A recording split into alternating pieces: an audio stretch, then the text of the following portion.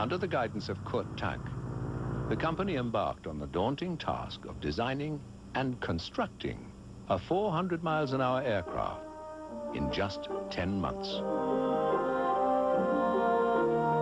Achieving this meant developing an entirely new process of molding wood in huge presses.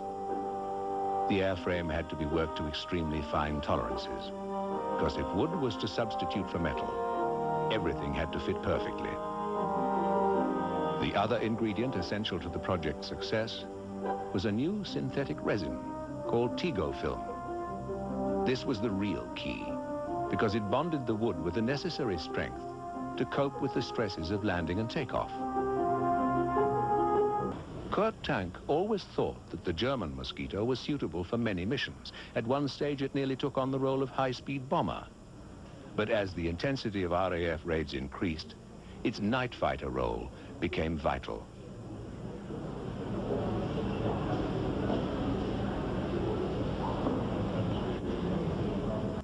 Luftwaffe pundits insisted the aircraft be capable of playing two different roles: mosquito chasing and night fighting. By accepting this compromise, Tank was able to get his program underway at a time when many other projects were either languishing or being terminated altogether.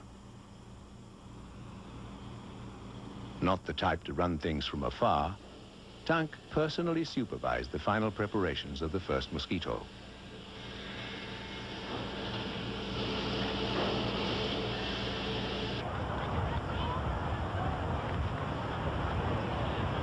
On July the 1st, 1943, the first TA-154 rolled out onto the field at Langenhaven. The smooth wooden surface and clean lines belied the lethal nature of its mission.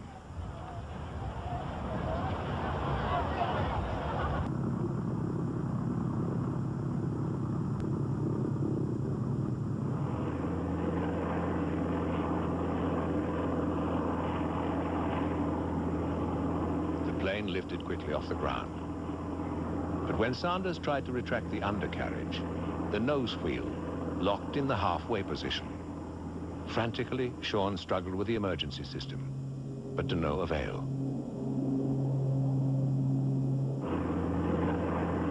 The gear finally locked down, only under the impact of landing.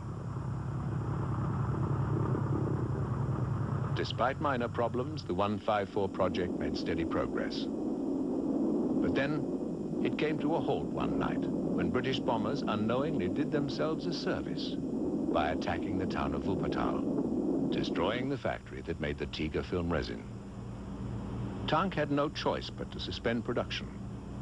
For this prudent act, he was tried by Goering on a charge of sabotage. But even in Nazi Germany, that was considered a bit far-fetched.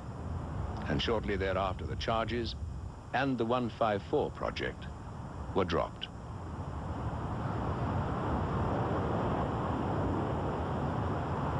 There were other reasons for the Mosquito's demise.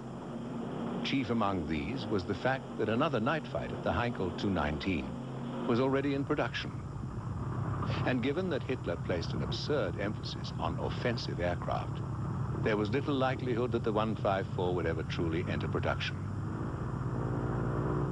The German Mosquito, one of the best attempts at an effective dual-engined multi-mission fighter, came to naught.